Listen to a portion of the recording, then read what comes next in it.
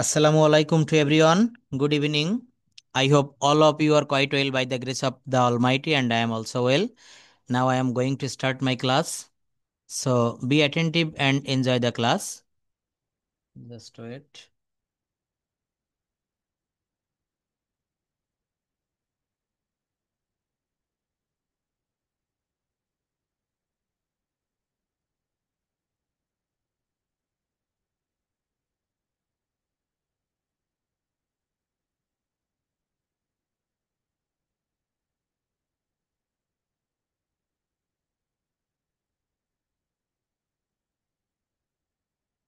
Okay, just wait for 1 minute.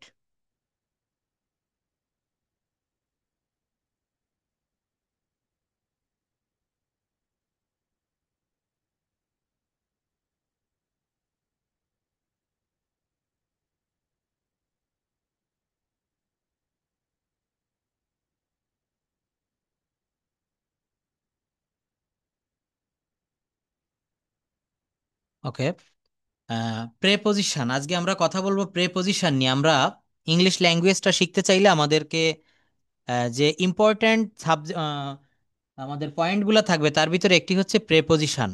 বলা হচ্ছে যে প্রেপোজিশন একটি সেন্টেন্স বা বাক্যের অলংকার। অলংকার যেমন একজন মানুষের, আমরা গত ক্লাসে যেমন ভার্ব নিয়ে কথা বলেছিলাম, এখানে আমরা একটু প্রেপোজিশনটা নিয়ে একটু কথা বলবো। একজন মানুষের সৌন্দর্য বাড়িয়ে দেয় যেমনি, সেটা হচ্ছে প্রেপোজিশন। অর্থাৎ একটা মানুষ যখন সুন্দর একটি পোশাক পরে, সুন্দরভাবে সে সাজ করে, তখন তাকে একটু বেশি ভালো দেখা যায়। এখানে প্রেপোজিশনটাও ঠিক তাই। দেখেন, আমি একটা বাক্য লিখেছি, হি goes to school.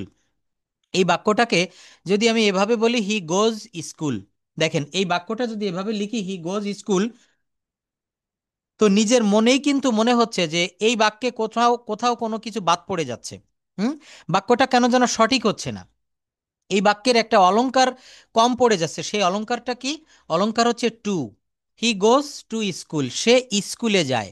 We live on rice, আমরা ভাত খেয়ে বাঁচি। আই কাম ফ্রম ইউকে, তো এখানে ফ্রম, এই বাক্যে অন, এবং এই বাক্যে হচ্ছে টু। এরা কি করেছে? বলা হচ্ছে যে অতএব যে ওয়ার্ড বা নাউন, সরি, যে ওয়ার্ড নাউন বা প্রোনাউনের পূর্বে বসে সেন্টেন্সের সাথে অন্যান্য ওয়ার্ডের সাথে সম্পর্ক স্থাপন করে। এই টু কি করেছে? এখানে স্কুল হচ্ছে একটা নাউন, এর পূর্বে বসে হি গোজ এবং স্কুল এর ভিতরে কিন্তু একটা সম্পর্ক গড়ে দিয়েছে এই টু নামক একটা প্রিপোজিশন। এই জন্য প্রিপোজিশনকে বলা হচ্ছে একটা সেন্টেন্সের অলংকার। দেখেন, উপরের সেন্টেন্সটিতে যথাক্রমে টু, ফ্রম, অন, অর তিনটি স্কুল, ইউকে, রাইস এর সাথে সম্পর্ক স্থাপন করেছে। সুতরাং টু, ফ্রম, অন হচ্ছে তিনটি প্রেপোজিশন। দেখেন, প্রেপোজিশনস ডিকশনারি, এটা ডিকশনারি নাম দিয়েছি কেন? আমরা যেমন ডিকশনারিতে আমাদের অপরিচিত শব্দগুলো, যে কোনো ওয়ার্ড আমরা সেখানে খুঁজে পাই, এখানে এই প্রেপোজিশনের ব্যবহার কোন কোন জায়গায় কোন কোন প্রিপোজিশন বসে, তার একটা ডিকশনারি আমরা এখানে তৈরি করেছি। বলা হচ্ছে টু কোথায় বসে? নির্দিষ্ট দিকে, প্রতি বা পর্যন্ত বোঝাতে টু বসে। আমরা অনেকেই প্রশ্ন পেয়ে থাকি, অনেকে প্রশ্ন করেন, স্যার অন কোথায় বসে, টু কোথায় বসে, ইন কোথায় বসে? তো সেই প্রশ্নগুলোর উত্তর কিন্তু আমরা এই প্রেপোজিশনস ডিকশনারি এখান থেকে আমরা পেয়ে যাব, যে কোথায় কোন প্রেপোজিশন ব্যবহার করা হয়। সবাই কি স্ক্রিন দেখতে পাচ্ছেন? আমাকে শুনতে পারছেন স্পষ্ট? Can you hear me? আচ্ছা, তো এইটা বলা হচ্ছে যে নির্দিষ্ট কোনো দিকে, কাছে, দিকে, প্রতি, এইটা বোঝালে হচ্ছে টু ব্যবহার করা হয়। কি বললাম? কাছে, দিকে, প্রতি বোঝাতে টু ব্যবহার করা হয়।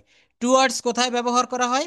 অনির্দিষ্ট কোনো গন্তব্য বোঝাতে বা লক্ষ্য অর্জন করা বোঝাতে টুয়ার্ডস ব্যবহার করা হয়। টুয়ার্ডস, অনির্দিষ্ট, মনে রাখবেন এইগুলা কিন্তু আমি সব পড়িয়ে দিব না, তাহলে ক্লাসটাতে সময় ওভার হয়ে যাবে। আমি কিছু কিছু মেন মেন পয়েন্ট দেখাই দিব, বাদ বাকিগুলো আপনারা বাসায় পড়বেন।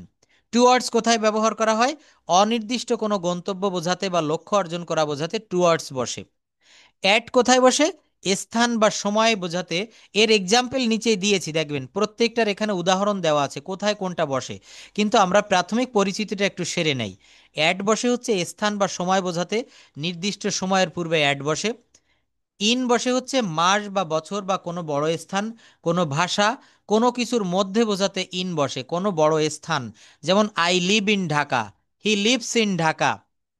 কোনো ভাষা বা বিষয়, কোনো কিছুর মধ্যে, সে রুমের মধ্যে আছে, he is in the room. সে বাজারের মধ্যে আছে, he is in the market. তাহলে বলছে যে মাস, বছর, বড় কোনো স্থান, ভাষা বা কোনো কিছুর মধ্যে বোঝাতে ইন বসে। অ্যাবাউট মানে হচ্ছে সম্পর্কে। হ্যাঁ, অ্যাবাউট মানে কি হবে? সম্পর্কে। বিটুইন কোথায় বসে? দুইজন ব্যক্তির মধ্যে বোঝাতে বিটুইন বসে। দেখেন, আমরা কিন্তু প্রায় এই জায়গায় কনফিউজড হয়ে যাই। বিটুইন কোথায় বসে? দুইজন ব্যক্তির মধ্যে কখনো যদি বোঝায়, বলা হচ্ছে divide the mangoes between the two brothers, দুই ভাইয়ের ভিতরে আমগুলো ভাগ করে দিন। তাহলে এখানে আপনাকে দুইজনের ভিতরে যখন বুঝাবে, তখন ইংলিশে আপনাকে বিটুইন ব্যবহার করতে হবে। অ্যামং কোথায় বসে? দুইয়ের অধিক ব্যক্তির মধ্যে বোঝাতে অ্যামং বসে। দুইয়ের অধিক ব্যক্তির মধ্যে বোঝালে অ্যামং বসে। এগেনিস্ট কোথায় বসে? বিরুদ্ধে। কারো বিরুদ্ধে কোনো কিছু বোঝালে তখন এগেনিস্ট বসে। অ্যাক্রস শব্দের অর্থ হচ্ছে অতিক্রম। আফটার শব্দের অর্থ হচ্ছে পরে। বিফোর হচ্ছে আগে। দেখেন, অন কোথায় বসে? আমরা এটার ব্যবহার কিন্তু জানি না। অন, অন শব্দের অর্থ হচ্ছে উপরে। স্থির বস্তু স্পর্শ করে অন্য কোনো স্থির বস্তুর সঙ্গে লেগে থাকলে সেখানে অন বসবে। The book is on the table. এর প্রত্যেকটা এক্সাম্পল নিচে আমরা পাবো। অ্যাভব বসে স্থির বস্তু স্পর্শ না করে উপরে বোঝাতে। ওভার কোথায় বসে? চলমান বস্তু স্পর্শ না করে উপরে বোঝাতে বা সমগ্র অর্থে বা কর্তৃত্ব অর্থে ওভার বসে। আন্ডার কোথায় বসে? কোনো কিছুর নিচে বোঝাতে বা কারো চেয়ে বয়সে ছোট বোঝাতে আন্ডার বসে। বিলো কোথায় বসে? অবস্থান, পদমর্যাদা, গুণগত মানের দিক থেকে নিচেই বোঝাতে বিলো বসে। বিহাইন্ড শব্দের অর্থ হচ্ছে পিছনে। বিয়ন্ড শব্দের অর্থ নির্দিষ্ট সময় পর বা কল্পনার বাইরে বা সামর্থ্যের বাইরে বোঝাতে বিয়ন্ড বসে। ইনটু কখন বসে? প্রবেশ বা গতিশীল অবস্থা, রূপ পরিবর্তিত হওয়া, দলে দলে ভাগ হওয়া বোঝাতে ইনটু ব্যবহার করা হয়। উইথ কোথায় বসে? কোনো কিছুর সাথে বা কোনো বস্তু দ্বারা বোঝাতে উইথ বসে। বাই কোথায় বসে? অন্যের দ্বারা নির্দিষ্ট সময়, পরিমাণ, নির্দেশ একটি বস্তুকে আরেকটি বস্তুর পাশে বোঝাতে। সে আমার পাশে বসেছিল, এখানে বাই ব্যবহার করতে হবে। ডিউরিং অর্থ কি? কোনো সময় ধরে বা নির্দিষ্ট মুহূর্ত ধরে বোঝাতে ডিউরিং বসে। ফর মানে হচ্ছে জন্য, আবার ফর মানে কারণ, ফর মানে বিনিময়। একটা প্রেপোজিশনের বিভিন্ন ব্যবহার থাকতে পারে, এটা সেন্টেন্সে কোথায় কিভাবে কি নামে বসছে এর উপরে নির্ভর করে। একটা হচ্ছে দেখেন, ও এফ এফ, অফ। এটা হচ্ছে বিচ্ছিন্ন অর্থে, মূল্য ছাড় অর্থে, কোনো কিছু থেকে পড়ে যাওয়া অর্থে। দেখেন, এগুলা যারা খুব কেয়ারফুলি দেখবেন তাদের কিন্তু পুনরায় প্রশ্ন করা লাগবে না। কিন্তু যারা এখন কেয়ারফুলি সতর্কতার সাথে মনোযোগ দিয়ে ক্লাসটি না করবেন, পরবর্তীতে কিন্তু সমস্যায় পড়তে হবে। দুই রকমের অফ রয়েছে। একটা হচ্ছে ও এফ, অফ। এটার অর্থ হচ্ছে এর। অফ মানে হচ্ছে এর, র বা এর কারো অধিকারে বোঝাতে, বয়স বা গুণ বোঝাতে অফ ব্যবহার করা হয়। কি ব্যবহার করা হয়? অফ। আবার দেখেন, ও এফ এফ, দেখবেন ঈদুল ফিতর, ঈদুল আজহা, হ্যাঁ, হ্যাপি নিউ ইয়ার, এই উপলক্ষে লোটস শোরুম, অল্টনের শোরুমের সামনে লেখা থাকে 25% অফ। ওই অফ বানানটা হচ্ছে ও এফ এফ। এর অর্থ হচ্ছে মূল্য ছাড়, এই পণ্যের উপরে 25% মূল্য ছাড়। আমরা কিন্তু এটা অনেকেই কিন্তু এখানে জানি না যারা ক্লাস করছেন, এই দুইটা অপের প্রকৃত অর্থ কি হবে।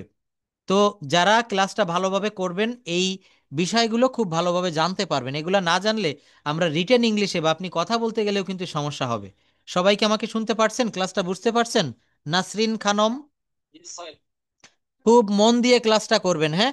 এই ক্লাস রেকর্ডটাও পরবর্তীতে দেখবেন এবং এই পিডিএফ ফাইলটা পড়বেন, কারণ এগুলো পড়লে কি হয়, আমার ক্লাসের ভিতরে অনেকেই কিন্তু সব কথা বুঝতে নাও পারেন, কিন্তু যখন আপনি পিডিএফ ফাইল পড়বেন, ক্লাস রেকর্ড দেখবেন, আবার সেটা আপনার জায়গায় চলে আসবে। দেখেন, উইদিন কোনো নির্দিষ্ট সময়ের মধ্যে বোঝাতে, সীমানার মধ্যে বোঝাতে উইদিন বসে। উইদাউট অর্থ ছাড়া বা ব্যতীত অর্থে, ফ্রম হতে বা থেকে। অফ, হ্যাঁ, র বা এর কারো অধিকারে থাকা বোঝাতে এখানে অফ ব্যবহার করা হয়। হুম, বলা হচ্ছে যে কারো বা র এর, বলা হচ্ছে দিনাজপুরের চাউল, the rice of Dinajpur, the rice of Barishal. এখানে এই যে বরিশাল এর, এই এর কথাটার কারণ দেখেন এখানে লিখেছি এর, অবলিক দিয়েছি কারো অধিকারে বোঝাতে, কারো বয়স বা গুণ বোঝাতে অব ব্যবহার করা হয়। এরপর দেখেন নিচে 30টিরও বেশি প্রেপোজিশনের ব্যবহার দিয়েছি। কয়টা দিয়েছি বলেন? 30টি। ছোট স্থান শহর বা জায়গার পূর্বে অ্যাড বসে। ছোট স্থান শহর বা জায়গার পূর্বে অ্যাড বসে, যেমন he lives at Mirpur, he lives at Noakhali. নির্দিষ্ট সময় বোঝাতে অ্যাড বসে। কি বললাম? নির্দিষ্ট কোনো সময় বোঝাতে অ্যাড বসে, যেমন I go to school at 9 AM। দেখেন, একটা নির্দিষ্ট সময় স্কুলে যাই, আমি কখন যাই? 9 AM, সকাল 9টায় যাই। সময়টা কিন্তু নির্দিষ্ট করে দিয়েছে, এই জন্য এখানে অ্যাট ব্যবহার করেছি। He goes to university at 10 AM। দূরত্ব বোঝাতে অ্যাড বসে, যেমন Dhaka is at 20 kilometres from here, Sylhet is 100 kilometre from here. দামের পূর্বে অ্যাড বসে। কি বলেছি? দামের পূর্বে কিন্তু অ্যাড বসে, যেমন পটেটো সেলস অ্যাট 50 টাকা পার কেজি, অর্থাৎ আলু প্রতি কেজি 50 টাকা দরে বিক্রি হয়। আপেল সেলস অ্যাট 150 টাকা পার কেজি। বয়স বোঝাতে অ্যাড বসে। কি বললাম? বয়স বোঝাতে অ্যাড বসে। He passed SSC at 16, he passed HSC at 18। বিষয়গুলো খেয়াল করব আমরা। ইউজ অফ অন, দেখেন কি বললাম? ইউজ অফ অন, অনের ব্যবহার। কোনো কিছুর উপর সংলগ্ন বোঝাতে অন বসে, যেটা অবজেক্টকে স্পর্শ করে থাকে। অবজেক্টকে যদি স্পর্শ না করে থাকে, আপনি অন ব্যবহার করতে পারবেন না, তখন ওভার বা অ্যাভব এই ধরনের কিছু হবে। Keep the mobile on the table, অর্থাৎ মোবাইলটি টেবিলের উপরে রাখুন। এখানে অনটা ব্যবহার করা হয়েছে কেন? কারণ মোবাইলটা টেবিলের সঙ্গে স্পর্শ করে থাকবে। তো আমরা এটা বলতে পারি, স্পর্শ করে থাকবে এমন বোঝালে অন বসবে, ও এন, অন। বার, দিন, তারিখের পূর্বে অন বসবে। কি বললাম? বার, দিন বা তারিখের পূর্বে অন বসবে, যেমন I went there one Saturday, he will come here on 17th June. নদীর তীর বোঝাতে অন বসে, নদীর তীর। কেমন দেখেন? Dhaka is on the Buriganga, Dhaka Buriganga নদীর তীরে। দেখছেন, এই যে নদীর তীর। Khulna is on the Rupsa. নির্ভরতা বোঝাতে কখনো কখনো অন বসে। উই লিভ অন রাইস, আমরা ভাত খেয়ে বাঁচি। হি লিভস অন হিজ ফাদার। দেখেন, আজকে একজন বলেছে যে স্যার, আমি বলেছি এর বাংলা অর্থ কি, সে বলেছে সে তার পিতার কাঁধের উপরে থাকে বা বাস করে, এমনটি বুঝাচ্ছে লিভ অন হিজ ফাদার। কিন্তু এখানে লিভ অন অর্থ হচ্ছে তার পিতার উপরে নির্ভর করে বেঁচে থাকা, তার পিতার কাঁধের উপরে না। He lives on his father, সে তার পিতার উপরে বেঁচে থাকে, অর্থাৎ পিতার উপরে নির্ভর করে। দেখবেন ছোট ছোট বাচ্চা যারা ক্লাস প্রাইমারিতে পড়ে, 3, 4, 5-এ, এরা কিন্তু ইনকাম করতে পারেন, এরা কি করে? পিতা মাতার উপরে নির্ভর করে। তো এই যে হি লিভস অন হিজ ফাদার। ফ্লোরের সংখ্যা বোঝাতে অন বসে। ফ্লোরের সংখ্যাটা কেমন? The bank is on the 5th floor, the bank is on the 5th floor. ব্যাংকটা হচ্ছে পঞ্চম তলায়। মনে করেন একটা বিল্ডিং এর 10 তলা রয়েছে, 10টি ফ্লোর, তো বলা হচ্ছে the bank is on the 5th floor. Our classroom is on the 3rd floor. Use of in, বড় স্থানের পূর্বে ইন বসে। কি বললাম? বড় স্থান বোঝালে ইন বসে, আমরা এটা সবাই জানি। I live in Bangladesh, I live in India, I live in America. তো এই যে আমি আমেরিকায় বাস করি, বাংলাদেশে বাস করি, কিন্তু এইটার যখন আবার ছোট জায়গা বুঝাবে, আমি যদি বলি আমি ঢাকার মিরপুরে বাস করি, আমি ঢাকার বনানীতে বাস করি, তখন কি হবে? I live in Dhaka at Mirpur. আমি ঢাকার মিরপুরে বাস করি। ঢাকা যেহেতু বড় জায়গা, এই জন্য এর পূর্বে ইন হবে, আর ছোট জায়গার পূর্বে অ্যাট হবে। এইগুলা যে মনে রাখতে পারবে, দেখবেন বিভিন্ন কম্পিটিটিভ এক্সামে কিন্তু এই প্রশ্নগুলো এসে থাকে। হুম, বিভিন্ন কম্পিটিটিভ এক্সামে কিন্তু এইগুলা এসে থাকে। তো আমার এই যে কথাগুলো বলছি, এগুলো আপনাদের অবশ্যই কোনো না কোনো একটা সময়ে কাজে লাগবে। তো এগুলো একটু মনে রাখবেন। যদি কেউ পাশের নোটবুক থেকে থাকে, একটু লিখে রাখবেন। দেখেন, কোনো বিষয় বা ভাষা বোঝালে তার পূর্বে ইন বসে। আমরা অনেকে এটা জানি, কোনো বিষয় বা যখন কোনো ভাষা বোঝাবে, তখন তার পূর্বে ইন বসবে। যেমন ইন বাংলা, ইন ইংলিশ। দেখেছেন, আমি বাংলাতে খুব ভালো। হুম, এখানে আবার কিন্তু একটা ফ্রেজ চলে আসবে, গুড অ্যাট। তো বলা হচ্ছে in Bangla, in English, I রোট a poem in Bengali, I studying in diploma engineering. সময়ের ক্ষেত্রে বছর বা মাসের পূর্বে ইন বসে। আই ওয়াজ বর্ন ইন 1980, আমি 1980 সালে জন্মগ্রহণ করেছিলাম। I was born in 1980। He was born in 2001। পেশা, এর পূর্বে ইন বসবে। দেখেন, এইগুলা যদি আপনি মনোযোগ দিয়ে না পড়েন, তাহলে এই জায়গাটাতে আমি এখন প্র্যাকটিক্যালি আপনাদেরকে দেখাবো। দেখেন, এখানে একটা ফিল ইন দ্য ব্ল্যাঙ্কস রেখেছি। প্রেপোজিশন দিয়ে এই শূন্য স্থানটা পূরণ করতে হবে। বলছে last Sunday I went dash A picnic dash my friends, we arrived dash the park early dash morning. দেখেন কতগুলা ড্যাশ এর ভিতরে, দুইটা সেন্টেন্স, চারটা শূন্য স্থান রয়েছে এর ভিতরে। এই শূন্য স্থানগুলো আপনাকে পূরণ করতে হবে। বলা হচ্ছে last Sunday I went on a picnic, আমি একটা পিকনিকে গিয়েছিলাম উইথ মাই ফ্রেন্ডস। কি বললাম? উইথ মাই ফ্রেন্ডস, আমার বন্ধুদের সাথে। উইথ মানে হচ্ছে সাথে। দেখেন নিচে আমি অ্যান্সার স্ক্রিপ্টটা দিয়ে রেখেছি, কিন্তু এইটা আমরা দেখব না। আমার এই প্রেপোজিশনের ক্লাসটা একটু ভালো করে মনোযোগ দিয়ে করেন, তাহলে ওই জায়গার ওই ফিল ইন দ্য ব্ল্যাঙ্কস প্রত্যেকে পারবেন। আমি যখন আনমিউট করব, আপনাদেরকে কথা বলার অনুরোধ করব, তখন আপনারা এগুলো পারবেন। বলছে আই ওয়াজ বর্ন ইন 2001, পেশার পূর্বে ইন বসে। He joined in navy, he joined in Bangladesh army. দেখেছেন? অবস্থা বোঝাতে ইন বসে। He is in happy mood, একটা অবস্থা বোঝাচ্ছে সে এখন খুব একটা হ্যাপি মুডে রয়েছে। I am in sad mood, to এর ব্যবহারটা কখন হয়? কোনো স্থানে আসা এবং যাওয়া বোঝালে ওই স্থানের পূর্বে টু বসে। He comes to here, they go to university. ব্যক্তির কাছে বোঝালে তার পূর্বে টু বসে। ব্যক্তির কাছে বোঝালে তার পূর্বে কি বসে? টু বসে। যেমন হি কামস টু মি, সে আমার কাছে আসে। দে গো টু ইউনিভার্সিটি, তারা ইউনিভার্সিটিতে যায়। অনুসারে বোঝাতে টু বসে। অনুসারে বোঝাতে কি বসে? টু বসে। I worked according to rule, I work according I sorry I walk according to the rule every morning. সীমানার বাইরে বোঝাতে টু বসে। South Korea is to the east of our country. তো এখানে অনেক রুল রয়েছে, এগুলো আপনারা পড়বেন। আমি মেন কয়েকটা রুল, প্রধান যে রুলগুলো রয়েছে, কয়েকটা রুল পড়িয়ে দিয়ে আমরা ফিল ইন দ্য ব্ল্যাঙ্কস করব, শূন্য স্থান করতে যাব। প্র্যাকটিক্যালি আমাদেরকে কথা বলতে হবে। শুধু গ্রামার আপনি শিখবেন দিনের পর দিন। দেখেন আমি একটা বিষয় আপনাদেরকে দেখাই, কিভাবে রেস্টুরেন্টে গিয়ে কথা বলতে হয়, কিভাবে এয়ারপোর্টে গিয়ে কথা বলতে হয়, কিভাবে শপিং মলে গিয়ে কেনাকাটার সময় কথা বলতে হয়। এইগুলো যদি আমরা না জানি, শুধু গ্রামার দিয়ে কোনো কাজ হবে না। বিশ্বাস করেন, শুধু টেন্স শিখাচ্ছি অনেক ব্যাচে অনেক দিন থেকে, কোনো কাজ হচ্ছে না। কিন্তু এখন আমাদেরকে এই প্র্যাকটিক্যাল জায়গাটায় আসতে হবে। আপনি কাউকে বলবেন অভিনন্দন, এখানে কোনো টেন্সের প্রয়োজন নেই, পৃথিবীর কোনো গ্রামার প্রয়োজন নেই। জাস্ট একটা ওয়ার্ড আপনি বলবেন, কংগ্রাচুলেশনস, শুভকামনা, বেস্ট উইশেস।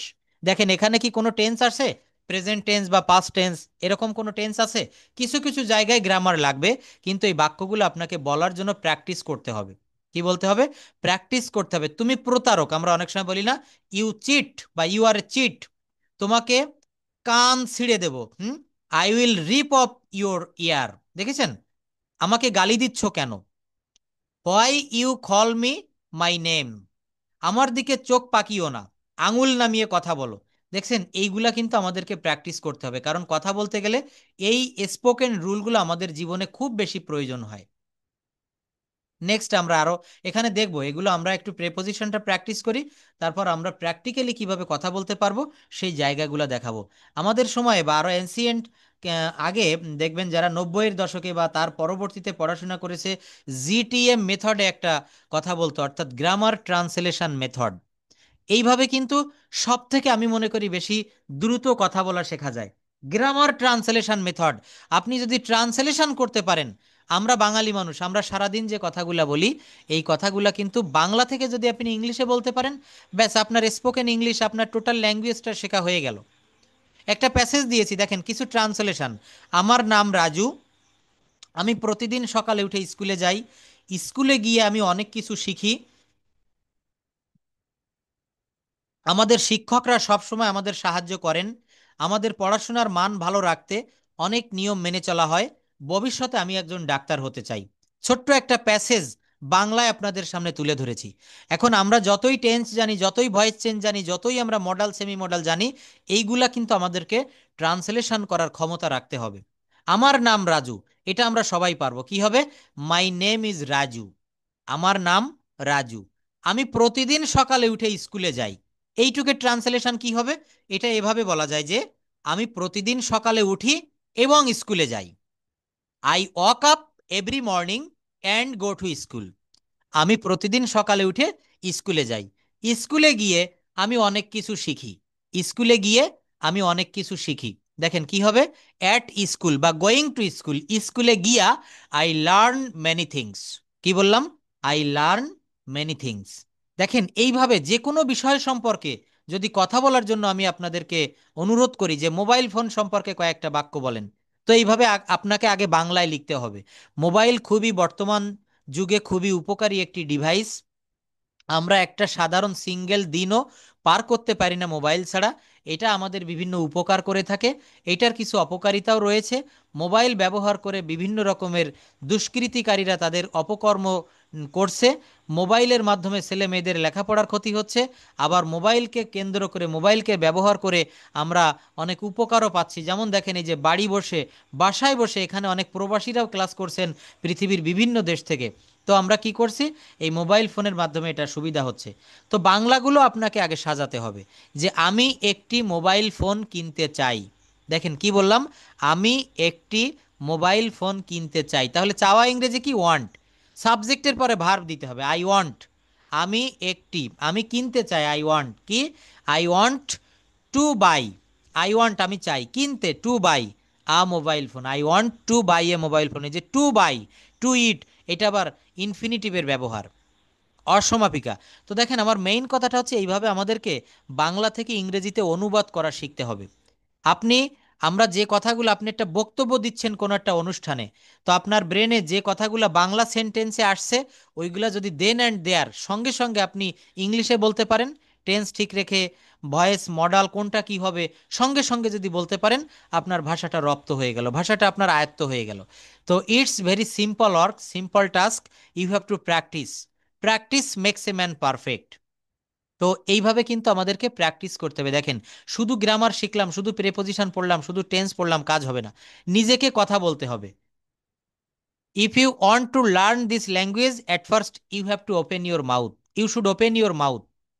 মুখ খুলতে হবে। আমি যখন প্রেজেন্টেশন দেওয়ার জন্য অনুরোধ করি, যখন বলি রেইজ হ্যান্ড প্রেস করুন, বা একজনের নাম ধরে বারবার ডাকছি, সে আনমিউট করছে না। কারণ কি? কথা বলতে আমরা ভয় পাই। অনেকেই চিন্তা করি যে স্যারের সামনে কথা বললে যদি ভুল ধরে, যদি ভুল হয়ে যায়। এই যদিটাকে বাদ দিতে হবে। নিজের যে একটা শাইনেস, এটা কিন্তু ত্যাগ করতে হবে। তো দেখেন আমি এখানে কয়েকটা বিষয় একটু দেখাই।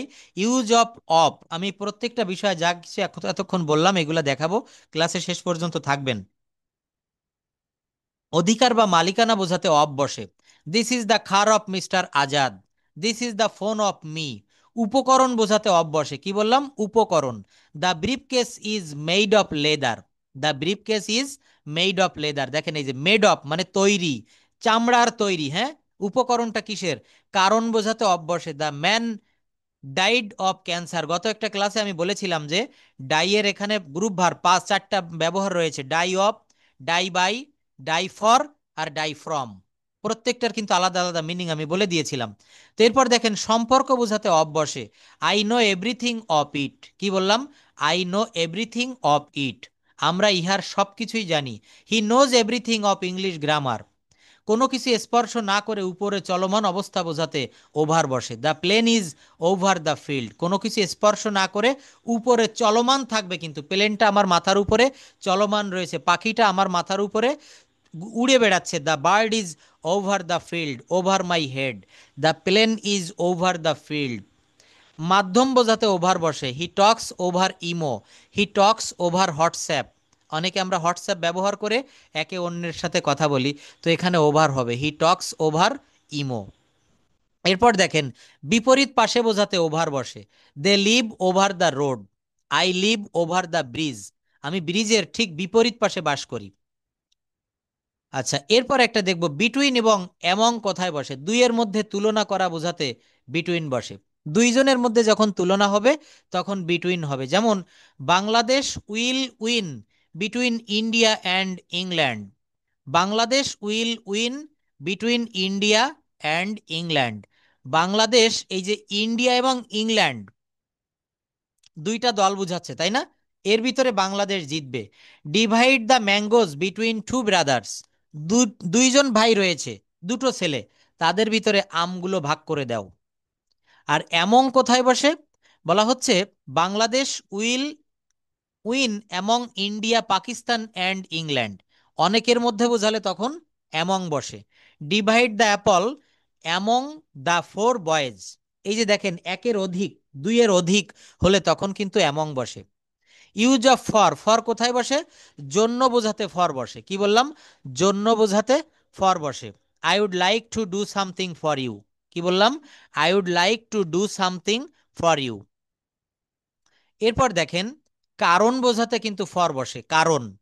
I shall go to Nepal for a tour, I shall go to Nepal for visiting my relatives. তারপর দেখেন ফর মানে কারণ, বিনিময়ও হয়। I bought a pen for 10 taka, আমি একটা কলম কিনেছিলাম 10 টাকার বিনিময়ে। মূল্য বোঝাতেও কিন্তু ফর বসে। I have bought a mobile for 10,000 taka. By কোথায় বসে? পাশে বোঝাতে বাই বসে। He sat by me, I sat by her. পথে অর্থে বোঝাতে বাই বসে। They will go there by road. মাধ্যম বোঝাতে বাই বসে। He achieved success by hard labour, he goes to Dhaka by bus. পরিমাপ বোঝাতে বাই বসে। কি বোঝে? পরিমাপ বোঝাতে। The table is 2 feet by 4 fit, আমরা এখানেও কিন্তু বাই ব্যবহার করি। ফ্রম কোথায় বসে? কারণ নিকট হতে বা কোনো স্থান হতে বোঝালে বা ব্যক্তির স্থানের আগে ফ্রম বসে। He came from Nepal, he came from Nepal. I bought 1 kg sweet from market, এখানে আপনাকে ফ্রম বসাতে হবে। তো দেখেন এটা একটা লম্বা একটা শিট, এখানে আরও যে ব্যবহারগুলো রয়েছে এই ব্যবহারগুলো অ্যাক্রস, অ্যালং, এইগুলো আপনারা নিজেরা একটু পড়বেন। এগেনিস্ট কখন বসে, অ্যাবাউট কখন বসে? অ্যাবাউট মানে হচ্ছে সম্পর্কে, সম্পর্কে বোঝাতে অ্যাবাউট বসে। He told me about the game, he told me about the game. Beside কখন হয়? পাশে বোঝাতে বিসাইড বসে। হি sad beside me in the exam হল। তো দেখেন আমরা এতক্ষণে মোটামুটি পড়েছি, এখন আমরা একটু এই এক্সারসাইজটা করব। তো আমি একজনকে একজন করে বলবো, সবাই আনমিউট করলে ক্লাসটা খুব খারাপ শোনা যাবে।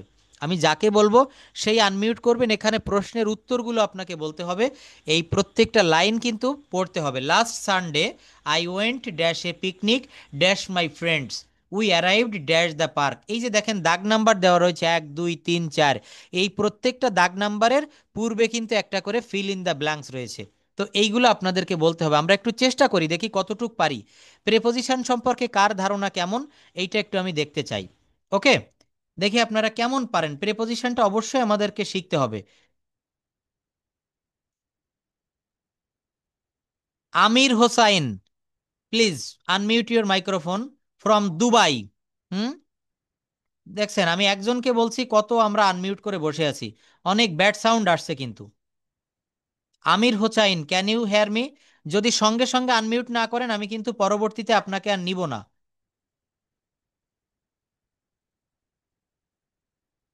বশির উদ্দিন, স্ক্রিন দেখতে পাবেন, আমি দেখাচ্ছি না তাই দেখতে পাচ্ছেন না। Bidyut Chowdhury, can you hear me? করতে পারবেন এই প্রিপোজিশনের ব্যবহারগুলা?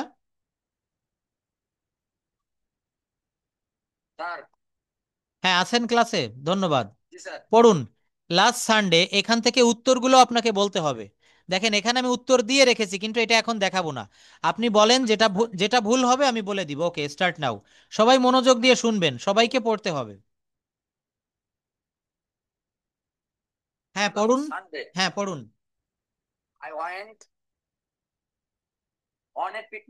হুম, থ্যাংক ইউ, এটা সঠিক হয়েছে। I went on a picnic dash my friends, এই ড্যাশে কি হবে? হ্যাঁ, হ্যাঁ কি হবে? হ্যাঁ with my friends, thank you. হুম, হ্যাঁ, হ্যাঁ দ্রুত পড়ে যান, হচ্ছে তো অনেকগুলাই কারেক্ট হচ্ছে। হুম, হুম,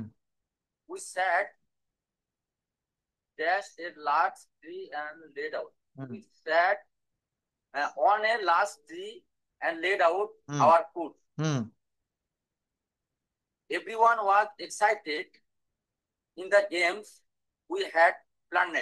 হুম, We played football. We played football of in 2 hours. আচ্ছা, আপনি অনেক চেষ্টা করেছেন। স্পন্টেনিয়াসলি ফ্লুয়েন্টলি কে পড়তে পারবেন? আমি উত্তরগুলো বলে দিব, এখনই আমি উত্তরগুলো বলছি, কিন্তু একটু এর জন্য ওয়েট করতে হবে। জিততে পারি। অবশ্যই পড়েন। কি নাম আপনার? হুম। আমার নাম আরো। আচ্ছা ঠিক আছে, আপনি পড়েন। Last Sunday I went dash A picnic dash my friends. Yes, sir. Last Sunday, I went dash a picnic. Last Sunday, I went on a picnic dash my friends with my friends. We arrived dash the park. We arrived at the park early dash the morning. Early in the morning. The weather was perfect dash outdoor activities. With outdoor activities. We set dash a large tree and laid out our food. We sat under a large tree and laid our food. Everyone was excited dash the games we had planned. Everyone was excited um, with the games we had planned. We played football dash 2 hours and then relaxed dash the shade. We played football for 2 hours and then relaxed. We relaxed at the shade. Some of us went dash a walk around the lake. Some of us went on a walk around the lake. Dash the end of the day. We cleaned up everything and left the park dash sunset. After the end of the day, we cleaned up everything and left the park until sunset. Thank you. অনেক ভালো পড়েছেন। দেখেন, এবার আমি একটু বলে দেই, প্রত্যেকটা অ্যান্সারগুলো একটু লিখে নেবেন। লাস্ট সানডে, গত রবিবার, I went on a picnic, এটা সবাই ঠিক বলেছেন, এখানে অন হবে। উইথ মাই ফ্রেন্ডস, 2 নম্বরে হবে উইথ। গত রবিবার আমি আমার বন্ধুদের সাথে একটা পিকনিকে গিয়েছিলাম। We arrived dash the park, 3 নম্বরে হবে অ্যাট দ্য পার্ক, আমরা পার্কে পৌঁছিয়েছিলাম আর্লি ইন দ্য মর্নিং, 4 নম্বরে হবে ইন। দেখেন 4 নম্বরে কি রয়েছে? ইন। ইন দ্য মর্নিং, আমরা সেখানে সকালে পৌঁছিয়েছিলাম। দ্য ওয়েদার ওয়াজ পারফেক্ট, আবহাওয়াটা ছিল পারফেক্ট, অর্থাৎ খুব ভালো, অনুকূল। ফর আউটডোর অ্যাক্টিভিটিস, বাইরে কাজ করার জন্য। We sat dash a large tree, under হবে। 6 নম্বরে কি হবে? আন্ডার হবে। উই স্যাট, আমরা বসে পড়েছিলাম বা বসেছিলাম, at under A large tree and laid out our food. Every one was excited dash the games. 7 নম্বরে হবে about the games. Every one was excited about the games. We had planned, আমরা পিকনিকে যাওয়ার আগে একটা গেম সম্পর্কে একটু পরিকল্পনা করে গিয়েছিলাম, কিন্তু ওখানে গিয়েই সবাই এই খেলাটা সম্পর্কে উত্তেজিত হয়ে পড়লো যে কখন আমরা খেলাটা শুরু করব। উই প্লেড ফুটবল, আমরা ফুটবল খেলেছিলাম, আমাদের সেই প্ল্যানটা ছিল, খেলাটা ছিল football. We played football dash 2 hours, এই ড্যাশে হবে ফর, 8 নম্বরে ফর হবে। ফর 2 আওয়ার্স, আমরা 2 ঘন্টা ধরে ফুটবল খেলেছিলাম। And then relaxed dash the shade, 9 নম্বরে হবে in the shade. Some of us went dash a walk, went for a walk, আমাদের কিছু বন্ধু হাঁটতে গেল অ্যারাউন্ড দ্য লেক, লেকের চারিপাশে। Dash the end of the day, 11 নম্বরে হবে at, at the end of the day, দিনের শেষে। We cleaned up everything and left the park dash sunset, কি হবে? অ্যাট সানসেট, অথবা এখানে বিফোর সানসেট দিলেও হয়। সূর্যাস্তের পূর্বে আমরা সবকিছু পরিষ্কার করেছিলাম ওই পার্কে, এবং ওই জায়গাটা আমরা ত্যাগ করেছিলাম। দেখেন, এই একটা এক্সারসাইজ শিট। তো তার আগে একটু বলি, আমি একটু আগে যেটা পড়ালাম আপনাদের সামনে, এই যে যে বিষয়টা প্রেপোজিশন ডিকশনারি যেটাকে বলা হচ্ছে, এইগুলো আপনারা আগে পড়বেন। যে যত বেশি এটা ভালো করে পড়বেন, যেমন পাশে বোঝাতে বিসাইড বসে, পিছনে বোঝাতে বিহাইন্ড বসে, হ্যাঁ, সাধ্যের বাইরে বোঝাতে বিয়ন্ড বসে, উপর থেকে নিচেই বোঝাতে ডাউন বসে, ইউজ অফ সিন্স, নির্দিষ্ট সময় বা পয়েন্ট অফ টাইম থাকলে সিন্স বসে। এইগুলা যে পড়তে পারবেন, এক্সাম্পলগুলো যিনি দেখতে পারবেন, তার কাছে এই জায়গাটা খুব সহজ মনে হবে। এই fill in the blanks with preposition, বলা হচ্ছে যে fill in the blanks with suitable prepositions. দেখেন, আমি একটি মাত্র শূন্য স্থান আপনাদের সামনে দেখিয়ে দিলাম। নিচে এখানে আরো অনেক শূন্য স্থান আছে। এ একটা রয়েছে, এ একটা রয়েছে, দেখেন বলা হচ্ছে fill in the blanks with suitable prepositions. অনেকগুলো শিট এখানে দিয়েছে, অনেকগুলো এক্সারসাইজ, এইগুলো আপনারা একটু করবেন, বাসায় বসে এগুলো প্র্যাকটিস করবেন। অনেকের কাছেই আমার ফোন নাম্বার, আমার হোয়াটসঅ্যাপ নাম্বার রয়েছে, ওই নাম্বারে আপনারা পাঠাবেন। ঠিক আছে? তো এইগুলা কিন্তু আমাদেরকে একটু প্র্যাকটিস করতে হবে। প্র্যাকটিস না করলে কেউই কিছু শিখতে পারবেন না। একটা কথা মনে রাখবেন, আমি যত ভালো পড়াই না কেন, এখানে অনেকেই বলে যে স্যার আপনার পড়াটা টেন্স পড়িয়েছেন, এই পড়িয়েছেন, খুব ভালো বুঝতে পেরেছি, এইটাই কোনো কাজে আসবে না। আপনাকে নিজে প্র্যাকটিস করতে হবে। আপনি যতক্ষণ না নিজে প্র্যাকটিস করবেন ততক্ষণ এটা পারবেন না। দেখেন আমি আরো একটা বিষয় আপনাদেরকে একটু দেখাই। গত ক্লাসে ভার্বের ব্যবহার দেখাতে গিয়ে কিছু বিষয় বাদ পড়ে গিয়েছিল, আরো অনেক বিষয় আছে। তো এর ভিতরে মেইন ইম্পর্ট্যান্ট যেগুলো সেটা হচ্ছে সেমি মডাল অক্সিলারি ভার্বের কিছু ব্যবহার থেকে যায়। যেমন সাবজেক্টকে বর্তমানে স্বাভাবিকভাবে কোনো কিছু করতে হয়, দেখবেন কথা বলতে গেলে আমাদের প্রায় এইটা আমরা ব্যবহার করি, am to, is to, are to. আর যদি পাস্ট ফর্মে বলি তখন হবে ওয়াজ টু এবং ওয়্যার টু। সাবজেক্টকে বর্তমানে স্বাভাবিকভাবে কোনো কিছু করতে হয়, অর্থাৎ ক্রিয়ার সঙ্গে তে হয় যুক্ত থাকলে, সেই ধরনের বাক্যকে ইংরেজি করার জন্য am to, is to, are to ব্যবহার করা হয়।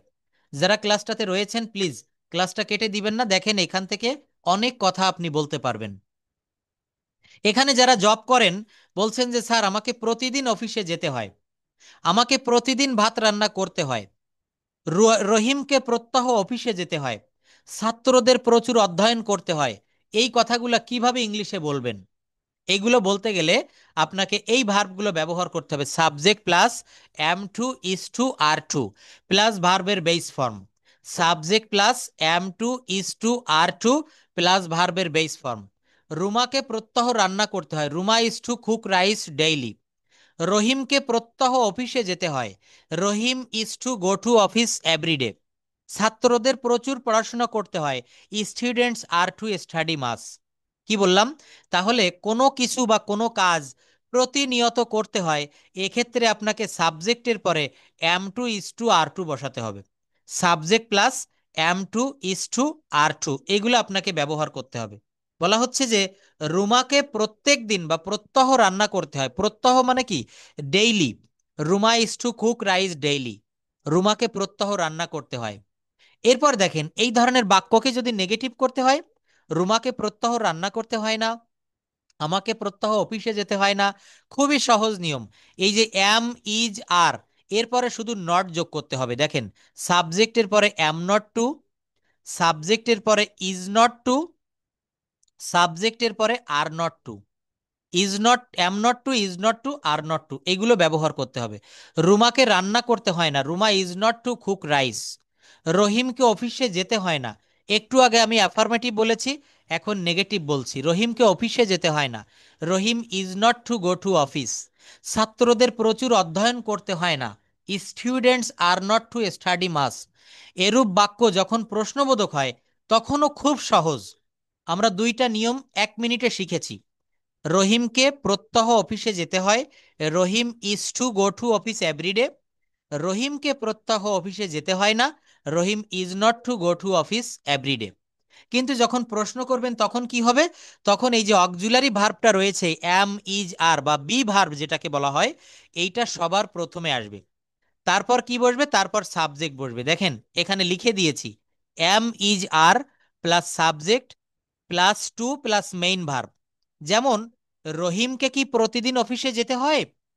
রহিমকে কি প্রতিদিন অফিসে যেতে হয়? তাহলে এখানে যেহেতু প্রশ্ন করেছি প্রথমে ইজ আসবে, is Rahim to go to office every day. এখানে এভরিডে দিতে হবে। রহিম কে কি প্রত্যেকদিন অফিসে যেতে হয়? আমরা প্রথম বাক্য পড়েছিলাম ছাত্রদেরকে প্রচুর অধ্যয়ন করতে হয়, কিন্তু এখন বলছি যে প্রশ্নবোধক, ছাত্রদের কি কি প্রচুর অধ্যয়ন করতে হয়? আর স্টুডেন্টস টু স্টাডি মাস। দেখেছেন? তাহলে এই বাক্যগুলো আমরা অ্যাফার্মেটিভ থেকে নেগেটিভ, নেগেটিভ থেকে ইন্টারোগেটিভ শিখলাম। এখন আমরা দেখব অস টু এবং ওয়্যার টু। অস টু এবং ওয়্যার টু কোথায় বসে? অতীতে কাউকে কোনো কাজ করতে হতো এমন বোঝাতে অস টু বা ওয়্যার টু ব্যবহার করা হবে। কি বললাম? অতীতে কাউকে কোনো কাজ করতে হতো, যেমন আমাকে অফিসে যেতে হতো, I was two go to office. আমাকে ভাত রান্না করতে হতো, I was two cook rice. তোমাকে প্রচুর বই পড়তে হতো, ইউ ওয়্যার টু স্টাডি মাস। এরপর দেখেন একটা রয়েছে বি সাপোজ টু। এটার অর্থ কি? সাবজেক্ট বা কর্তাকে স্বাভাবিকভাবে কোনো কিছু করার কথা আছে।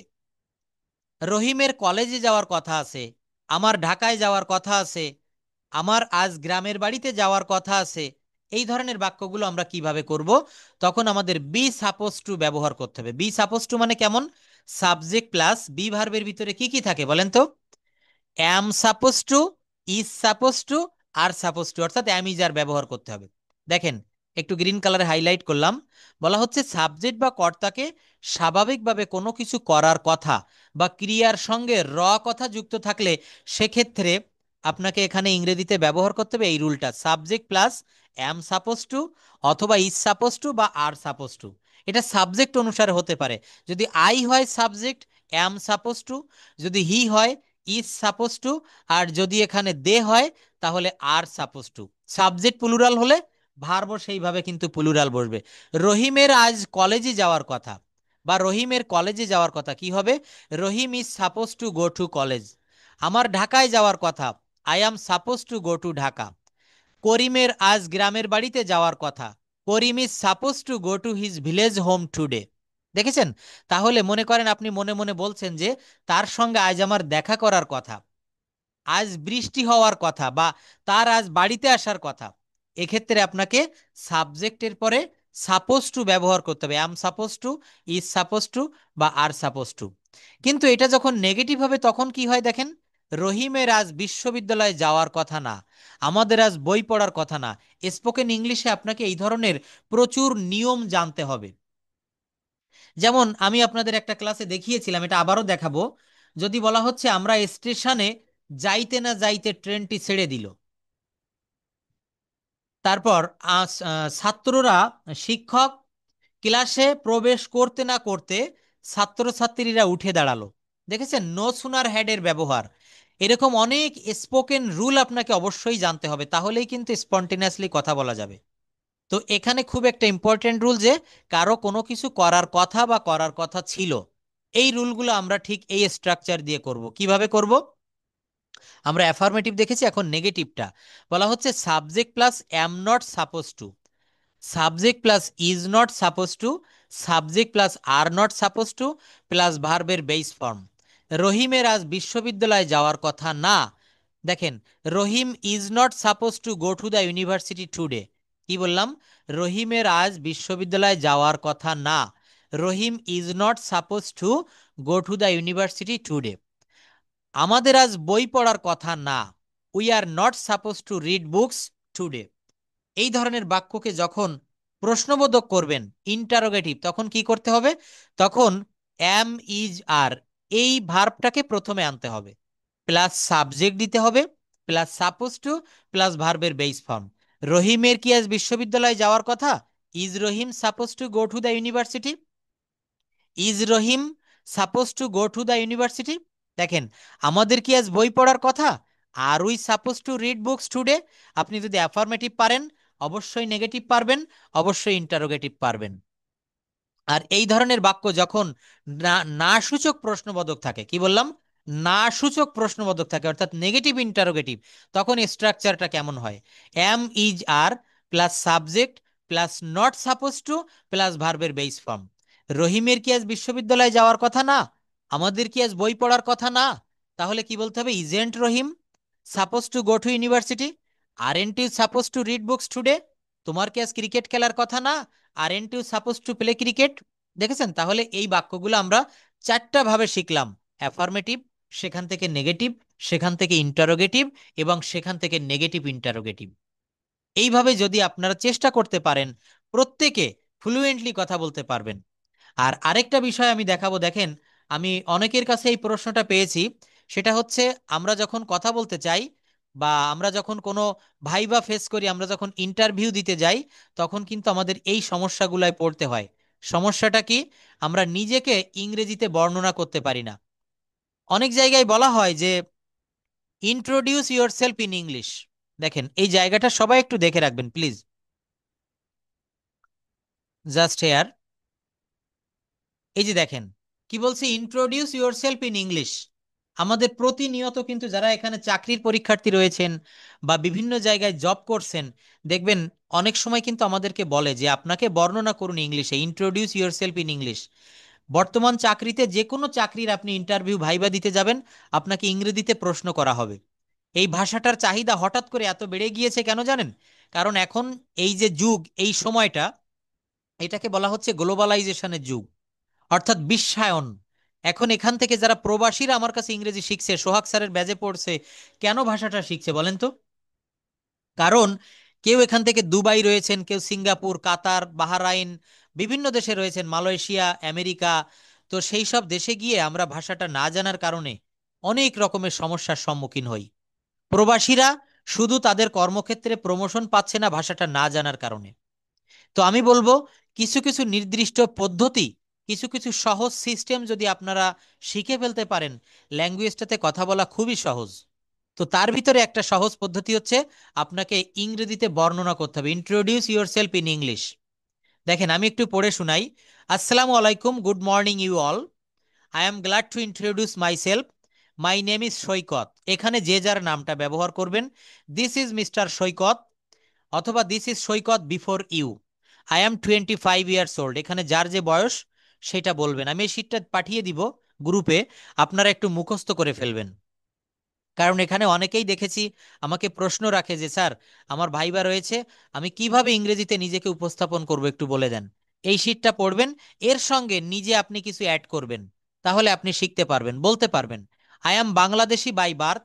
মাই home district is Bagerhat. At present I am living at Dhaka. I am a student.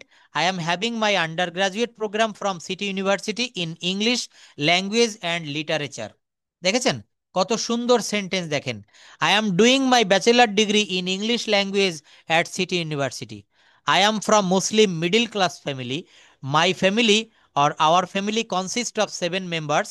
My parents and I have lovely 4 brothers and only one sister. My father is a businessman and my mother is a housewife. And I am এখানে বলবেন I am married or single. Marital status যার যেটা সেটা দিবেন। My favorite sports are football and cricket. My favorite colors are black and white. I'm interested in media. My future plan is to be a teacher. That's all about me. Thank you very much for patience sharing. দেখেছেন কত সহজভাবে নিজেকে বর্ণনা করা যায়? এতটুকু যদি কেউ একটু মুখস্থ করে রাখতে পারেন, যে কোনো চাকরির ভাইভাতে আপনাকে লজ্জা পেতে হবে না। তো দেখেন আমি এখানে আপনাদের একটা ট্রান্সলেশন দেখাতে চাচ্ছিলাম আজকে, প্যাসেজ ট্রান্সলেশন। কিভাবে আমরা টেন্স তো আমরা শিখছি মোটামুটি, আমরা গ্রামার এখানে যারা ক্লাস করছি কম বেশি সবাই জানি, সবাই এখানে যথেষ্ট আমাদের বয়স হয়েছে, আমরা চাকরিজীবী, প্রবাসী। তো আমরা এইগুলো একটু ট্রান্সলেশন করব।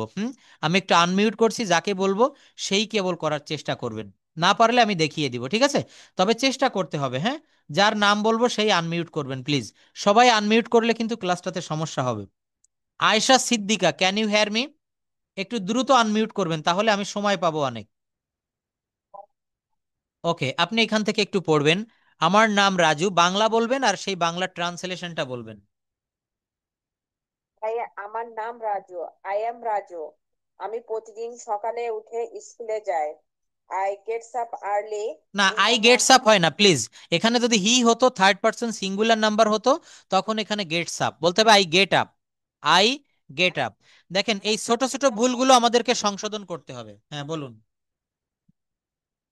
I get up early in the morning every day. স্কুলে গিয়ে আমি না, এটা বাদ থেকে নিজ গেল নিজ তো। এখানে আপনি বলছেন যে I get up early in the morning বা কি একটা বলেছেন, এর অর্থ হচ্ছে আমি সকালে ঘুম থেকে উঠি। হ্যাঁ, কিন্তু এখানে বাক্যটা দেখেন, আমি প্রতিদিন সকালে উঠে স্কুলে যাই। সেই স্কুলে যাওয়াটা এখানে একটু বাদ পড়ে গিয়েছে, স্কুলে যাই এইটা বলতে হবে। সেন্টেন্সটা কারেক্ট করে কি হবে বলেন, আবার বলেন, প্রথম থেকে বলেন। হ্যাঁ, get up is I get up school I in get the up school হয় ইভিনিং। না, আই গেট আপ স্কুল হয় না, I get up from bed. I get up from, কি হবে? দেখেন আমি একটু হেল্প করি। আমি প্রতিদিন সকালে উঠে স্কুলে যাই, বাক্যটা আমরা এভাবে করতে পারি। দেখেন আমি আরো একটু কথা বলি। সবাই আমরা গ্রামার জানি, কিন্তু এই যখনই করতে দেই তখন আমরা আর পারি না। এর কারণটা কি জানেন? একটাই কারণ, আমাদের প্র্যাকটিস করানো হয় না। এভাবে যদি আপনি প্র্যাকটিস করেন ভেঙে ভেঙে ভেঙে ভেঙে প্র্যাকটিস করলে আমরা সবাই পারবো। কিন্তু এটা ক্লাসে যখন দেখাই দেয়, সবার মনে একটা কনফিডেন্স আসে, স্যার এখন পারবো। কিন্তু নিজে নিজে বাসায় করতে গেলে, কারোর সামনে বলতে গেলে তখন আর পারি না। এখানে বাক্যটাকে এভাবে সাজাবো, প্লিজ একটু শুনবেন। বাক্যটা এভাবে সাজাবো, আমি প্রতিদিন সকালে উঠি এবং স্কুলে যাই। তাহলে কি হবে? I walk up very early in the morning and এবং গো টু স্কুল। আমি প্রতিদিন সকালে উঠি এবং স্কুলে যাই। এর অর্থ হচ্ছে আমি প্রতিদিন সকালে উঠে স্কুলে যাই। নেক্সট বাক্য পড়েন, স্কুলে গিয়ে। অনেক খুশি। এটার ইংলিশ কি হবে? স্কুলে গিয়ে আমি অনেক কিছু শিখি। বলেন। I learn I learn. I learn বলেন, হচ্ছে তো, চেষ্টা করেন। ভুল হয় হোক, এখানে তো আমরা সবাই শিখতে এসেছি, তাই না? আপনি যা কিছু বলতে পারেন, সমস্যা নেই। আই লার্ন বলেন, এতটুকু সঠিক হয়েছে। I learn. I learn go I learn go to school I learn and go to school হয় না, দেখেন আমি একটু হেল্প করি আপনাকে।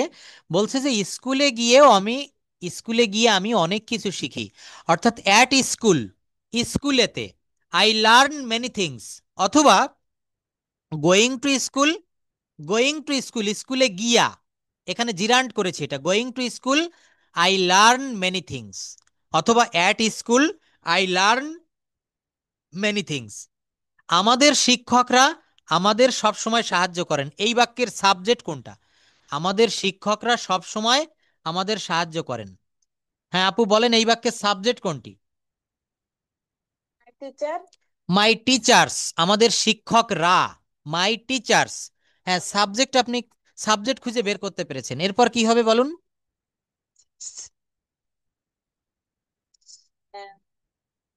এভরিডে, নো, সব সময়। My teacher help always. হুম, আবার বলেন, my teachers help me always. আচ্ছা, ঠিক বলেছেন, কিন্তু এটা সঠিকভাবে কি বলতে হবে? আমাদের শিক্ষকরা আমাদের সব সময় সাহায্য করেন বলতে হবে, our teachers always help us. আমাদের শিক্ষকরা সর্বদা সাহায্য করে আমাদের। দেখেন আমি একটা নিয়ম আপনাদেরকে দেখিয়েছিলাম, যদি বলা হয় আমি ভাত খাই, এখানে আমি কি লিখতে পারি? তখন আমরা লিখি I E A T, I eat rice, আর আই সিই। খুব সিম্পল একটা জিনিস দেখেন, আই ইট রাইস, এইটার কিন্তু বাংলাটা আমরা কি বলি জানেন? আমি ভাত খাই। আই ইট রাইস, আমি ভাত খাই। কিন্তু এখানে যা লিখেছি, এইটার যদি আমি ইংরেজি করি তাহলে কি দাঁড়ায়? আই ইট রাইস, আমি খাই ভাত। তার মানে মনে রাখবেন, যারা নেটিভ স্পিকার, আমেরিকান বা ব্রিটিশ বা যারা ইংরেজিতে কথা বলে, এরা কি করে? সাবজেক্টের পরে ভার্ব দেয়। সাবজেক্টের পরে ভার্ব দেয়। আপনিও এখানে ঠিক তাই করেন। আমাদের শিক্ষকরা সব সময় আমাদের সাহায্য করে। তো এই অলওয়েজ অ্যাডভার্ব, এটা বাক্যের প্রথমেও দেওয়া যায়, বাক্যের মাঝেও দেওয়া যায়, বাক্যের শেষেও দেওয়া যায়। কি বলবেন? আওয়ার টিচার্স অলওয়েজ, সর্বদা, হেল্প আস। এই যে দেখেন, সাবজেক্টের পরে ভার্ব চলে আসছে, আওয়ার টিচার্স, এটা সাবজেক্ট। এরপর ভার্ব দেন হেল্প আস, এরপর অবজেক্টটা কি? আস। তাহলে বলা হচ্ছে যে our teachers always help us. এখানে অলওয়েজটা প্রথমে দিলেও হয়, মাঝে দিলেও হয়, শেষে দিলেও হয়। তো এই বাক্যের মধ্যে দেখেন, আমি স্কুলে যাই, আমি ভাত খাই, এগুলো সাজাবেন কিভাবে? আমি যাই স্কুলে, আমি খাই ভাত, আমি ফুটবল খেলি, নো, এইভাবে সাজাবেন, আমি খেলি ফুটবল, আই প্লে ফুটবল। যে কোনো বাংলা বাক্যের আমি আপনাদের রাইটিং এর উপরে কিছু ক্লাস নিব। রাইটিং এ আমরা সবাই খুব দুর্বল। লিখতে গেলে যে কিভাবে সাবজেক্টের পরে ভার্ব সাজাতে হয়, সেখান থেকে অবজেক্ট সাজাতে হয়, কিভাবে অ্যাডভার্ব দিব, এই জায়গাটাতে আমরা সবাই খুবই দুর্বল। আমরা ইংরেজি দেখেন এতটা বয়স হয়ে গিয়েছে, আমরা ইংরেজিটা ভালোভাবে পারি না। কেন পারি না জানেন? আমরা সাবজেক্ট খুঁজে বের করতে পারি না, আমরা ভার্ব খুঁজে বের করতে পারি না, আমরা ভার্বের রূপান্তর করতে পারি না, ট্রান্সফর্ম করতে পারি না। আপনাদের জন্য এইটা আমার হোমওয়ার্ক হিসাবে থাকবে। দেখেন এখানে আরো একটা প্যাসেজ দিয়েছি, আমরা প্রতিদিন স্কুলে যাই, স্কুলে পড়াশোনা করার পাশাপাশি আমরা খেলাধুলা করি, শিক্ষকরা আমাদের সঠিক পথে চালিত করেন, আমাদের স্কুলে সব সময় নিয়ম মেনে চলা হয়। দেখেন খুব সহজ সহজ বাক্য। যারা প্রবাসীরা রয়েছেন, ক্লাস করছেন, আমার এই কাজগুলা করে আমার হোয়াটসঅ্যাপে পাঠাবেন, আমি এইগুলো আবার দেখে আপনাদেরকে আমি রিপ্লাই দেই, প্রতি উত্তরে আপনারা এটা পাবেন। আর আরেকটা বিষয় আজকে আমি লাস্ট অফ অল দেখাতে চাচ্ছিলাম আপনাদের, সেটা হচ্ছে আমরা বিভিন্ন শপিং মলে যাই, আমরা বিভিন্ন রেস্টুরেন্টে খেতে যাই, সেখানে গিয়ে আমরা আমাদের দৈনন্দিন কথাগুলো বলতে পারি না, মনের ভাবটা আমরা প্রকাশ করতে পারি না। তো কিভাবে আমরা বিভিন্ন জায়গায় গিয়ে, দেখেন কারো বার্থডে পার্টিতে গিয়ে কিভাবে কথা বলতে হয়, এগুলা কিন্তু আমরা জানি না। তো দেখেন এই কথাগুলো আমরা একটু শিখি, এগুলা শিখলে আপনারা যে কোনো জায়গায় যে আপনাদের মনের ভাব প্রকাশ করতে পারবেন। কাউকে উপদেশ দেওয়ার জন্য, উপদেশ দেওয়ার জন্য কি বলতে হবে? বলা হচ্ছে বি পাংচুয়াল, সময়ানুবর্তী হও, ফিরে যাও, গো ব্যাক, যত্ন নাও, টেক কেয়ার, নিজের কাজ নিজে করো, do your own work, do your own work, নম্রভাবে কথা বলো, টক পোলাইটলি। দেখেছেন, আপনার সামনে কেউ যদি রূঢ়ভাবে কথা বলে, তাকে আপনি বলতে পারেন নম্রভাবে কথা বলো, টক পোলাইটলি। ধূমপান বন্ধ করো। দেখবেন আপনি বাসে উঠেছেন, ট্রেনে উঠেছেন, আমাদের বাঙালিদের ভিতরে একটা বদ অভ্যাস থেকে যায়, বাসের ভিতরে অনেকে ধূমপান করি। তো বলছে ধূমপান বন্ধ করো, স্টপ স্মোকিং। আপনি কাউকে বলছেন স্টপ স্মোকিং, এই বাক্যগুলোকে বলা হয় ইম্পারেটিভ সেন্টেন্স। অর্থাৎ এখানে বলা হচ্ছে ইউ স্টপ স্মোকিং, আপনি ধূমপান বন্ধ করুন। কিন্তু ইম্পারেটিভ সেন্টেন্সে সাবজেক্ট কেন ব্যবহার করা হয় না? কারণ এখানে মনে করা হয় সাবজেক্ট আমার চোখের সামনেই আছে। এই দেখেন এখানে কি লিখেছি, স্টপ স্মোকিং, ধূমপান বন্ধ করুন। কিন্তু এখানে আমি কি কোনো সাবজেক্ট লিখেছি, কারণ নাম দিয়েছি? নো, শুধু বলেছি স্টপ স্মোকিং। তোমার চাল চলন শোধরাও, mend your ways, mend your ways. দেখেন শীঘ্রই এসো, কাম সুন। এগুলো শিখতে গেলে, এই কথাগুলো বলতে গেলে কোনো টেন্স, কোনো গ্রামারের প্রয়োজন পড়ে না, শুধু প্রয়োজন পড়ে একটু সদিচ্ছা। এই শীটটা আমি আপনাদেরকে দিয়ে দিচ্ছি, আপনারা এগুলো একটু পড়বেন। এগুলো পড়ে কথার ভিতরে ব্যবহার করার চেষ্টা করবেন। যদি কোনো উপকার না হয়, তখন আমাকে বলবেন যে স্যার আপনি যেটা বলেছিলেন কোনো কাজে আসেনি। আমরা অনেক সময় কারোর সাথে দেখা হলে বলি না তোমার কি খবর, এটা কিভাবে বলবেন? হোয়াটসঅ্যাপ। কি বলবো? হোয়াটসঅ্যাপ। নতুন কি খবর? What's new. কেমন চলছে? What's going on. দেখছেন, এগুলো কিন্তু ইনফর্মাল ইংলিশ, তারপরও এগুলো আমাদেরকে শিখতে হবে। এগুলো যে যত বেশি কথা বলার মাঝখানে, কথা বলার ভিতরে ব্যবহার করবেন। আমাদের বাড়িতে আপনাকে স্বাগতম, ওয়েলকাম টু আওয়ার হাউস। নতুন কোনো অতিথি এসেছে আপনাদের বাড়ি, বিয়ে উপলক্ষে, জন্মদিন উপলক্ষে, কিভাবে স্বাগতম জানাবেন? Welcome to our house. আমরা আপনাকে আনন্দের সাথে স্বাগত জানাচ্ছি, we are welcoming you with great. দেখেছেন, আপনাকে এখানে সর্বদা স্বাগতম, you are always welcome here, you are always welcome here. আমার কথাটার উপরে একটু বিশ্বাস রাখুন, এইগুলো আপনারা একটু প্র্যাকটিস করবেন, দেখবেন আপনাদের কথা বলাটা অনেক সুন্দর হয়ে যাচ্ছে দিন দিন। তোমাকে শুভ জন্মদিন। প্রতিনিয়ত কোনো আত্মীয় স্বজন, বন্ধু বান্ধব ফেসবুকে দেখবেন জন্মদিন লেখা ওঠে, যে আজকে অমুকের জন্মদিন, কালকে তমুকের জন্মদিন। কিভাবে করবেন? তোমাকে শুভ জন্মদিন, happy birthday to you, happy birthday to you, তোমার জন্মদিনটি আনন্দময় হোক, হ্যাভ এ লাভলি বার্থডে। কত সুন্দর একটা ইংরেজি sentence, have a lovely birthday. দেখেছেন? তারপর কি বলছে? Wishing you a happy birthday, wishing you many years of joy and love. তোমার জন্য বহু বছরের আনন্দ এবং ভালোবাসা রইল। কিভাবে রেস্টুরেন্টে গিয়ে কথা বলতে হয়, কিভাবে এয়ারপোর্টে কথা বলতে হয়, বিভিন্ন কথা এখানে দেওয়া আছে। তো আপনারা এগুলো একটু প্র্যাকটিস করবেন। আর সোহাগ স্যারের বইটা তো আমি বলেইছিলাম, যারা স্যারের বইটা দেখেছেন, বইটা যারা নিয়েছেন খুব ভালো। আর যারা নিতে চান বা বইটা মানে এখনো নেননি, তারা আমার এখানে নাম্বার দেওয়া রয়েছে, এই নাম্বারটিতে আপনারা যোগাযোগ করে বইটা নিতে পারবেন। আর আরেকটা বিষয় হচ্ছে, যারা প্রবাসী রয়েছেন, স্পিকিং করতে পারছেন না, আপনার ভুলগুলো কোথায় সেটা বুঝতে পারছেন না, তো আমার ছোট ছোট যে পার্সোনাল ব্যাচ রয়েছে, বা যদি ইংরেজিতেও কোনো সমস্যা থেকে থাকে, আমার নাম্বারটা নিয়ে রাখতে পারবেন, আমার সঙ্গে যোগাযোগ করতে পারবেন।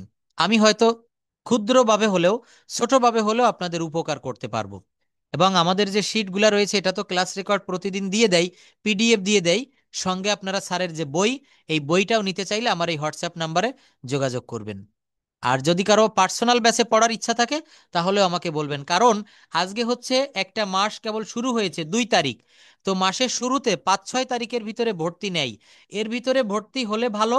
আর পরবর্তীতে অনেকে বলে মাসের শেষের দিকে, স্যার আমার সামনে চাকরির পরীক্ষা, আমি অন্ধকার দেখতেছি, আমাকে একটু ইংরেজি বুঝাই দেন। মাসের শেষের দিকে গেলে কি হয় জানেন? আমার ক্লাসগুলো যখন 10টা 12টা 4টা 5টা ক্লাস হয়ে যায়, আপনি ওই সময় ভর্তি হয়ে বেশি একটা বুঝতে পারবেন না। আপনাকে নতুন আবার একটু অপেক্ষা করতে হবে কোনো ব্যাচের জন্য। তো যদি সত্যিই কেউ ভাষাটা শিখতে চান বা আমার সঙ্গে স্পিকিং প্র্যাকটিস করতে চান, স্পোকেন ইংলিশে খুবই দুর্বল, আমার হোয়াটসঅ্যাপ নাম্বারে একটু যোগাযোগ করতে পারবেন। That's all for today. See you in the next class. আল্লাহ হাফেজ। আসসালামু আলাইকুম টু এভরিওয়ান।